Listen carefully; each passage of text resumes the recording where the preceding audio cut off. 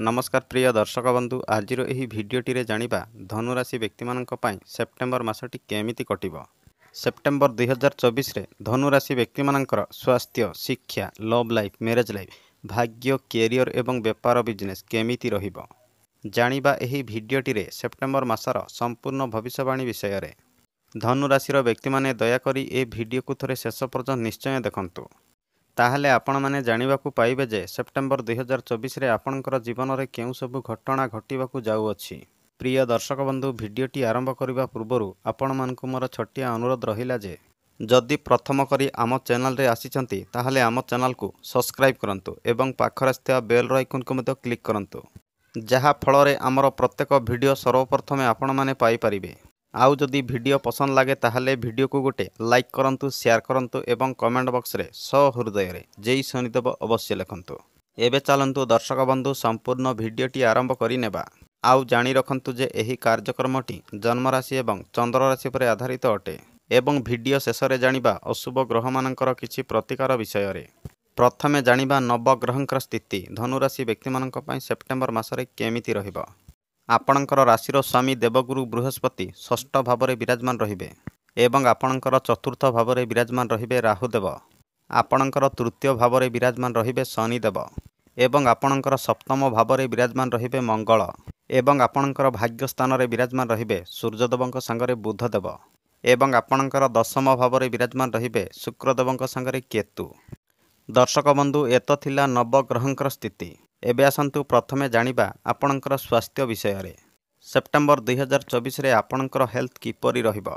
Fast house होइथाय आमर immunity system row house एवं आपणकर राशिर स्वामी देवगुरु बृहस्पति षष्ठ भाव में विराजमान अछंती। धनु राशिर व्यक्ति माने सेप्टेम्बर मासरे आपणकर हेल्थ प्रति विशेष ध्यान रखंतु। आउ खास करी खाइबा पीबारे विशेष ध्यान रखंतु, कारण राशिर स्वामी षष्ठ भाव में विराजमान रहिबा हेतु सेप्टेम्बर मासरे आपणकर इम्यूनिटी सिस्टम बहुत कमजोर रहिबो। आउ ता सहित आपणको किछि पेट समस्या मध्य देखा देई पारे एवं आपणको थंडा काश समस्या मध्य देखा देई पारे। एबे आसंतु जानिबा विद्यार्थी मानक पई सेप्टेम्बर मासटी केमिति कटिबो। पंचम भाव होइथाय विद्यार्थी मानक पई। आपणकर पंचम भावर स्वामी बनुछंती मंगल एवं मंगल केंद्र रे विराजमान अछंती।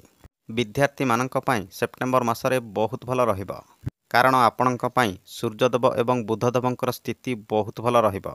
आउ शुक्रदेव मध्य केंद्र रे विराजमान रहिबे एवं शनिदेव मध्य आपणकर पंचम भाव को दृष्टि देउछंती।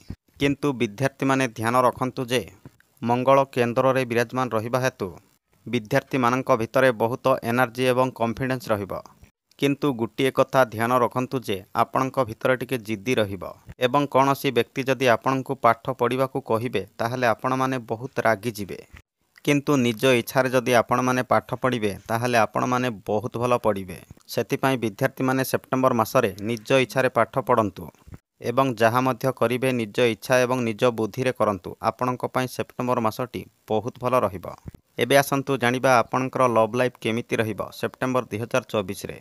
पंचम भावरु ही लव लाइफ पई देखा जाई थाए। आपणकर लव लाइफ रो कथा कहिबाकू गले मंगल आपणकर फास्ट हाउस रे दृष्टि देउछंती। एथिपई आपणकर लव लाइफ सेप्टेम्बर मासरे भल ही रहिबो। किंतु गुटिए कथा ध्यान रखंतु जे लव लाइफ रे रहितबा व्यक्ति माने मंगल एवं गुरुंकर एक बार कनेक्शन रहिबा हेतु आपण जहा मध्य कहिले आपणकर पार्टनर आपणकर कथा को भूल बुझी पारंती एवं आपणकर पार्टनर जहा मध्य कहिबे आपण मध्य भूल बुझी पारंती। किंतु आपणकर संपर्क रे बहुत भल फीलिंग्स मध्य रहिबो। किंतु लव लाइफ रे रहितबा व्यक्ति माने ध्यान रखंतु जे छोट छोट कथारे आपणकर लव लाइफ रे जमा मध्य आर्गुमेंट करंतु नाही। आउ ता सहित आपणकर क्रोध को मध्य टिके कंट्रोल रे रखंतु। केवल आपणको एतिकी ध्यान रखिबाकू पड़िबो। बाकी सब पूरा मास पर्यंत आपणकर लव लाइफ 70% भल ही रहिबो। एबे आसंतु जानिबा आपणकर मैरेज लाइफ केमिति रहिबो सेप्टेम्बर 2024 रे। सप्तम भाव होइथाय मैरेज लाइफ रो भाव। आपणकर सप्तम भावर स्वामी बनुछंती बुधदेव एवं बुधदेव आपणकर भाग्य स्थान रे विराजमान अछंती एवं बुधदेव 23 सेप्टेम्बर को निज राशि रे विराजमान करिवे। आपणकर मैरेज लाइफ सेप्टेम्बर मासरे बहुत भल रहिबो एवं 23 सेप्टेम्बर परे आपणकर लाइफ पार्टनर रो पर्सनल लाइफ रे बहुत बड़ खुशी खबर मिलिबार बहुत संभावना मध्य रही अछि। किंतु धनु राशिर व्यक्ति माने ध्यान रखंतु जे मंगल आपणकर सप्तम भाव में विराजमान रहिबा हेतु दिने दिने आपणकर लाइफ पार्टनर राग एवं जिद्दी करि पारंती किंतु आपणकर मैरेज लाइफ पूरा मास पर्यंत बहुत भल रहिबो कारण आपणक पई बुधदेवंकर स्थिति बहुत भल रहिबो एवं आपणकु बुधदेव सेप्टेम्बर मासरे कौनसी एक बड़ खुशी खबर मध्य देई पारंती। दर्शक बंधु एबे आसंतु जानिबा आपणकर भाग्य कैरियर एवं व्यापार बिजनेस केमिति रहिबो सेप्टेम्बर 2024 रे। भाग्य स्थान होइथाय नवम भाव आउ कैरियर भाव होइथाय दशम भाव। आपणकर भाग्य स्थानर स्वामी बनुछंती सूर्यदेव एवं सूर्यदेव आपणकर भाग्य स्थान रे ही विराजमान अछंती आउ सूर्यदेव 16 सेप्टेम्बर पर्यंत आपणकर भाग्य स्थान रे ही विराजमान रहिबे। धनु राशिर व्यक्ति मानक पई गुटिए खुशीर कथा हला सेप्टेम्बर मासरे आपणकर भाग्य आपणक पई जबरदस्त रहिबो एवं सूर्यदेव आपणकु बहुत भल फायदा मध्य देबे एवं धनु राशिर व्यक्ति माने ध्यान रखंतु जे जदि आपण माने सेप्टेम्बर मासरे कौनसी भी शुभ कार्य आरंभ करबाकू चाहुथिले एवं कौनसी भी बड़ कार्य आरंभ करबाकू चाहुथिले आपण माने तुरंत करिनियंतु कारण सेप्टेम्बर मासरे आपणकर भाग्य संपूर्ण आपणकर साथ देबो।